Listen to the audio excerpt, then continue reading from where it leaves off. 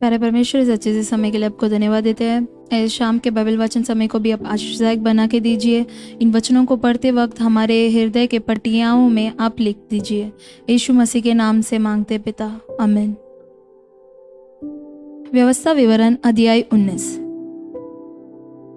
जब तेरा परमेश्वर यहोवा उन जातियों को नष्ट करे जिनका देश वह तुझे देता है, और तू उनके देश का अधिकारी होके उनके नगरों और घरों में रहने लगे, तब अपने देश के बीच जिसका अधिकारी तेरा परमेश्वर यहोवा तुझे कर देता है, 3 नगर अपने लिए अलग कर देना, और तू अपने लिए मार्ग भी तैयार करना। और अपने देश के जो तेरा परमेश्वर यहोवा तुझे सौंप देता है, 3 बाग करना, ताकि हर एक खूनी वहीं भाग जाए। और जो खूनी वहां भाग कर अपने प्राण को बचाए, वह इस प्रकार का हो, अर्थात वह किसी से बिना पहले बैर रखे या उसको बिना जाने बुझे मार डाला हो, जैसे कोई किसी के संग लकड़ी काटने को जंगल में जाए और वृक्ष काटने को कुल्हाड़ी हाथ से उठाए, और कुल्हाड़ी बेंट से निकलकर उस बाई को ऐसी लगे कि वह मर जाए, तो वह उन नगरों में से किसी में भागकर जीवित रहे। ऐसा न हो कि मार्ग की लंबाई के कारण खून का पलटा लेने वाला अपने क्रोध के ज्वलन में उसका पीछा करके उसको जा पकड़े और मार डाले, यद्यपि वह प्राणदंड के योग्य नहीं, क्योंकि उससे बैर नहीं रखता था। इसलिए मैं तुझे यह आज्ञा देता हूँ कि अपने लिए 3 नगर अलग कर रखना। यदि तेरा परमेश्वर यहोवा उस शपथ के अनुसार जो उसने तेरे पूर्वजों से खाई थी, तेरी सीमा को बढ़ाकर वह सारा देश तुझे दे, जिसके देने का वचन उसने तेरे पूर्वजों को दिया था, यदि तू इन सब आज्ञाओं के मानने में, जिन्हें मैं आज तुझको सुनाता हूँ, चौकसी करे और अपने परमेश्वर यहोवा से प्रेम रखे और सदा उसके मार्गों पर चलता रहे, तो इन 3 नगरों से अधिक और भी 3 नगर अलग कर देना, इसलिए कि तेरे उस देश में जो तेरा परमेश्वर यहोवा तेरा नीज भाग करके देता है, किसी निर्दोष का खून न बहाया जाए और उसका दोष तुझ पर न लगे। परंतु यदि कोई किसी से बैर रखकर उसकी गात में लगे और उस पर लपक कर उसे ऐसा मारे कि वह मर जाए, और फिर उन नगरों में से किसी में भाग जाए, तो उसके नगर के पुरनिये किसी को भेजकर उसको वहां से मंगाकर खून के पलटा लेने वाले के हाथ में सौंप दे कि वह मार डाला जाए। उस पर तरस न खाना, परंतु निर्दोष के खून का दोष इज़राइल से दूर करना, जिससे तुम्हारा भला हो। जो देश तेरा परमेश्वर यहोवा तुझको देता है, उसका जो भाग तुझे मिलेगा, उसमें किसी की सीमा जिसे प्राचीन लोगों ने ठहराया हो न हटाना। किसी मनुष्य के विरुद्ध किसी प्रकार के अधर्म या पाप के विषय में, चाहे उसका पाप कैसा भी क्यों न हो, एक ही जन की साक्षी न सुनना, परंतु 2 या 3 साक्षियों के कहने से बात पक्की ठहरे। यदि कोई झूठी साक्षी देने वाला किसी के विरुद्ध यहोवा से फिर जाने की साक्षी देने को खड़ा हो, तो वे दोनों मनुष्य जिनके बीच ऐसा मुकदमा उठा हो, यहोवा के सम्मुख, अर्थात उन दिनों के याजकों और न्यायियों के सामने खड़े किए जाएं। तब न्यायी बलि बांधती पूछताछ करे, और यदि इस निर्णय पर पहुंचे कि वह झूठा साक्षी है और अपने भाई के विरुद्ध झूठी साक्षी दी है, तो अपने भाई की जैसी भी हानि करवाने की युक्ति उसने की हो, वैसे ही तुम भी उसकी करना। इसी रीति से अपने बीच में से ऐसी बुराई को दूर करना, तब दूसरे लोग सुनकर डरेंगे और आगे को तेरे बीच फिर ऐसा बुरा काम नहीं करेंगे। और तू बिल्कुल तरस न खाना, प्राण के बदले प्राण का, आंख के बदले आंख का, दांत के बदले दांत का, हाथ के बदले हाथ का, पाँव के बदले पाँव का दंड देना। आमीन। व्यवस्था विवरण अध्याय 20। जब तू अपने शत्रुओं से युद्ध करने को जाए और घोड़े, रथ और अपने से अधिक सेना को देखे, तब उनसे न डरना। तेरा परमेश्वर यहोवा जो तुझको मिस्र देश से निकाल ले आया है, वह तेरे संग है। और जब तुम युद्ध करने को शत्रुओं के निकट जाओ, तब याजक सेना के पास आकर कहे, हे इस्राएलियों सुनो, आज तुम अपने शत्रुओं से युद्ध करने को निकट आए हो। तुम्हारा मन कच्चा न हो, तुम मत डरो और न तरतराओ और न उनके सामने भय खाओ, क्योंकि तुम्हारा परमेश्वर यहोवा तुम्हारे शत्रुओं से युद्ध करने और तुम्हें बचाने के लिए तुम्हारे संग संग चलता है। फिर सरदार सिपाहियों से यह कहे, तुम में से कौन है जिसने नया घर बनाया हो और उसका समर्पण न किया हो, तो वह अपने घर को लौट जाए। कहीं ऐसा न हो कि वह युद्ध में मर जाए और दूसरा मनुष्य उसका समर्पण करे। और कौन है जिसने दाख की बारी लगाई हो परंतु उसके फल न खाए हो, वह भी अपने घर को लौट जाए। ऐसा न हो कि वह संग्राम में मारा जाए और दूसरा मनुष्य उसके फल खाए। फिर कौन है जिसने किसी स्त्री से विवाह की बात लगाई हो परंतु उसको विवाह करके न लाया हो, वह भी अपने घर को लौट जाए। ऐसा न हो कि वह युद्ध में मारा जाए और दूसरा मनुष्य उससे विवाह कर ले। इसके अलावा सरदार सिपाहियों से यह भी कहें, कौन कौन मनुष्य है जो डरपोक और कच्चे मन का है, वह भी अपने घर को लौट जाए। ऐसा न हो कि उसकी देखा देखी उसके भाइयों का भी हियाव टूट जाए। और जब प्रधान सिपाहियों से यह कह चुके, तब उन पर प्रधानता करने के लिए सेनापतियों को नियुक्त करे। जब तू किसी नगर से युद्ध करने को उसके निकट जाए, तब पहले उसे संधि करने का समाचार दे। और यदि वह संधि करना स्वीकार करे और तेरे लिए अपने फाटक खोल दे, तब जितने उसमें हो वे सब तेरे आधीन होकर तेरे लिए बेगार करने वाले ठहरे। परंतु यदि वे तुझसे संधि न करें परंतु तुझसे लड़ना चाहें, तो तू उस नगर को घेर लेना। और जब तेरा परमेश्वर यहोवा उसे तेरे हाथ में सौंप दे, तब उसमें के सब पुरुषों को तलवार से मार डालना। परंतु स्त्रियां और बाल बच्चे और पशु आदि जितनी लूट उस नगर में हो, उसे अपने लिए रख लेना। और तेरे शत्रुओं की लूट जो तेरा परमेश्वर यहोवा तुझे दे, उसे काम में लाना।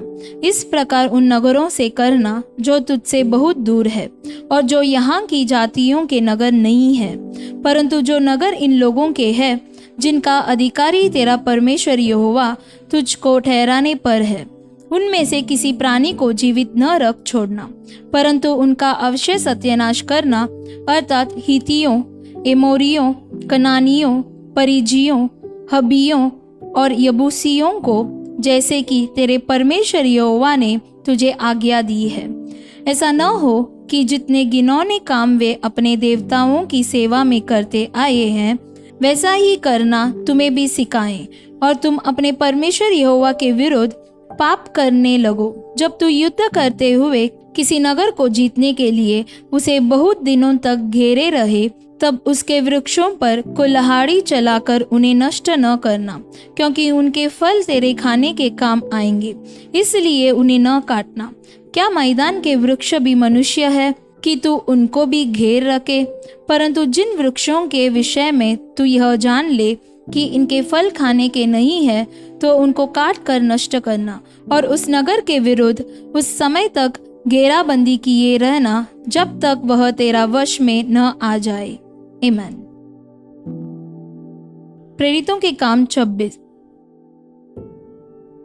अग्रिप्पा ने पौलुस से कहा, तुझे अपने विषय में बोलने की आज्ञा है। तब पौलुस हाथ बढ़ाकर उत्तर देने लगा, हे राजा अग्रिप्पा, जितनी बातों का यहूदी मुझ पर दोष लगाते हैं, आज तेरे सामने उनका उत्तर देने में मैं अपने को धन्य समझता हूँ, विशेष करके इसलिए कि तू यहूदियों के सब व्यवहारों और विवादों को जानता है। अतः मैं विनती करता हूँ, धीरज से मेरी सुन।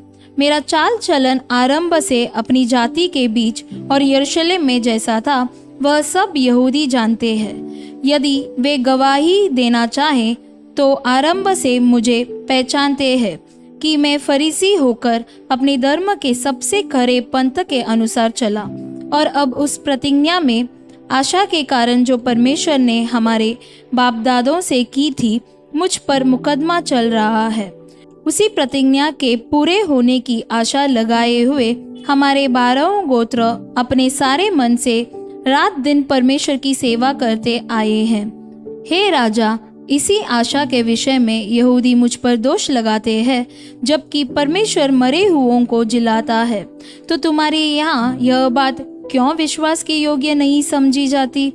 मैंने भी समझा था कि यीशु नाज़री के नाम के विरोध में मुझे बहुत कुछ करना चाहिए, और मैंने यरूशलेम में ऐसा ही किया और प्रधान याजकों से अधिकार पाकर बहुत से पवित्र लोगों को बंदीगृह में डाला। और जब वे मार डाले जाते थे तो मैं भी उनके विरोध में अपनी सम्मति देता था। हर आराधनालय में मैं उन्हें ताड़ना दिला दिलाकर यीशु की निंदा करवाता था, यहाँ तक कि क्रोध के मारे ऐसा पागल हो गया कि बाहर के नगरों में भी जाकर उन्हें सताता था। इसी दिन में जब मैं प्रधान याजकों से अधिकार और आज्ञा पत्र लेकर दमिश्क को जा रहा था, तो हे राजा, मार्ग में दोपहर के समय मैंने आकाश से सूर्य के तेज से भी बढ़कर एक ज्योति अपने और अपने साथ चलने वालों के चारों ओर चमकती हुई देखी। जब हम सब भूमि पर गिर पड़े तो मैंने इब्रानी भाषा में मुझसे यह कहते हुए एक शब्द सुना, हे शाऊल, तू मुझे क्यों सताता है? पैने पर लात मारना तेरे लिए कठिन है। मैंने कहा, हे प्रभु, तू कौन है? प्रभु ने कहा, मैं यीशु हूँ जिसे तू सताता है। परंतु तू उठ, अपने पांवों पर खड़ा हो, क्योंकि मैंने तुझे इसलिए दर्शन दिया है कि तुझे उन बातों का भी सेवक और गवाह ठहराऊं जो तूने देखी है, और उनका भी जिनके लिए मैं तुझे दर्शन दूंगा। और मैं तुझे तेरे लोगों से और अन्य जातियों से बचाता रहूंगा, जिनके पास मैं अब तुझे इसलिए भेजता हूँ कि तू उसकी आंखें खोले कि वे अंधकार से ज्योति की ओर और शैतान के अधिकार से परमेश्वर की ओर फिरें, कि पापों की क्षमा और उन लोगों के साथ जो मुझ पर विश्वास करने से पवित्र किए गए हैं मिरास पाएं। अतः हे राजा अग्रिप्पा, मैंने उस स्वर्गीय दर्शन की बात न टाली, परंतु पहले दमिश्क के, फिर यरूशलेम के और तब यहूदिया के सारे देश के रहने वालों को और अन्य जातियों को समझाता रहा कि मन फिराओ और परमेश्वर की ओर फिरकर मन फिराव के योग्य काम करो। इन बातों के कारण यहूदी मुझे मंदिर में पकड़ के मार डालने का यत्न करते थे, परंतु परमेश्वर की सहायता से मैं आज तक बना हूँ और छोटे बड़े सभी के सामने गवाही देता हूँ, और उन बातों को छोड़ कुछ नहीं कहता जो भविष्यद्वक्ताओं और मूसा ने भी कहा कि होने वाली है, कि मसीह को दुख उठाना होगा और वही सबसे पहले मरे हुओं में से जी उठकर हमारे लोगों में और अन्य जातियों में ज्योति का प्रचार करेगा। जब वह इस रीति से उत्तर दे रहा था तो फेस्तुस ने ऊंचे शब्द से कहा, हे पौलुस, तू पागल है, बहुत विद्या ने तुझे पागल कर दिया है। परंतु पौलुस ने कहा, हे महामहिम फेस्तुस, मैं पागल नहीं, परंतु सच्चाई और बुद्धि की बातें कहता हूँ। राजा भी जिसके सामने मैं निडर होकर बोल रहा हूँ ये बातें जानता है, और मुझे विश्वास है कि इन बातों में से कोई उससे छिपा नहीं, क्योंकि यह घटना किसी कोने में नहीं हुई। हे राजा अग्रिप्पा, क्या तू भविष्यद्वक्ताओं का विश्वास करता है? हाँ, मैं जानता हूँ कि तू विश्वास करता है। तब अग्रिप्पा ने पौलुस से कहा, तू थोड़े ही समझाने से मुझे मसीही बनाना चाहता है? पौलुस ने कहा, परमेश्वर से मेरी प्रार्थना है कि क्या थोड़े में क्या बहुत में, केवल तू ही नहीं परंतु जितने लोग आज मेरी सुनते हैं, इन बंधनों को छोड़ वे मेरे समान हो जाएं। तब राजा और हाकिम और बिरनीके और उनके साथ बैठने वाले उठ खड़े हुए और अलग जाकर आपस में कहने लगे, यह मनुष्य ऐसा तो कुछ नहीं करता जो मृत्युदंड या बंदीगृह में डाले जाने के योग्य हो। अग्रिप्पा ने फेस्तुस से कहा, यदि यह मनुष्य कैसर की दोहाई न देता तो छूट सकता था। आमीन। मरकुस अध्याय 10 46 से 52। वे यरीहो में आए, और जब वह और उसके चेले और एक बड़ी भीड़ यरीहो से निकलती थी, तब तिमाई का पुत्र बरतिमाई, एक अंधा भिखारी, सड़क के किनारे बैठा था। वह यह सुनकर कि यीशु नाज़री है, पुकार पुकार कर कहने लगा, हे दाऊद की संतान, यीशु मुझ पर दया कर। बहुतों ने उसे डांटा कि चुप रहे, पर वह और भी पुकारने लगा, हे दाऊद की संतान, मुझ पर दया कर। तब यीशु ने ठहर कर कहा, उसे बुलाओ। और लोगों ने उस अंधे को बुलाकर उससे कहा, ढाढ़स बांध, उठ, वह तुझे बुलाता है। वह अपना कपड़ा फेंक कर शीघ्र उठा और यीशु के पास आया। इस पर यीशु ने उससे कहा, तू क्या चाहता है कि मैं तेरे लिए करूं? अंधे ने उससे कहा, हे रबी, यह कि मैं देखने लगूं। यीशु ने उससे कहा, चला जा, तेरे विश्वास ने तुझे चंगा कर दिया है। वह तुरंत देखने लगा और मार्ग में उसके पीछे हो लिया। मरकुस अध्याय 8 22 से 26।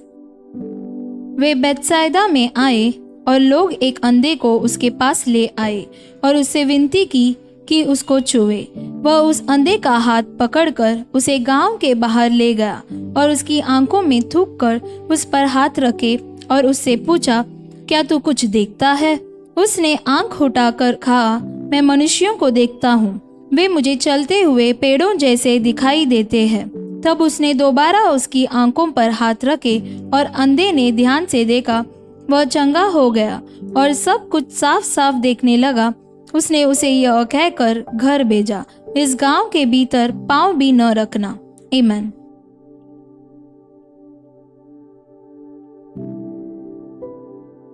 प्यारे परमेश्वर, सच्चे समय के लिए आपको धन्यवाद देते हैं। जैसे आप इज़राइल लोगों के संग थे, उसी प्रकार परमेश्वर हमारे संग भी आप रहने के लिए हम प्रार्थना करते हैं। हमारे हृदय से भी सारे भय दूर कर कर आप हमारे संग है, उसका निश्चय पाने के लिए आप हमें मदद कीजिए। और उस अंधे के समान जैसे आपने उसकी चाहत को पूरा किया था, उसी प्रकार हमारी चाहत को पूरा कर कर हम भी चंगाई पाने के लिए मदद कीजिए। यीशु मसीह के नाम से मांगते पिता, आमीन। God bless you.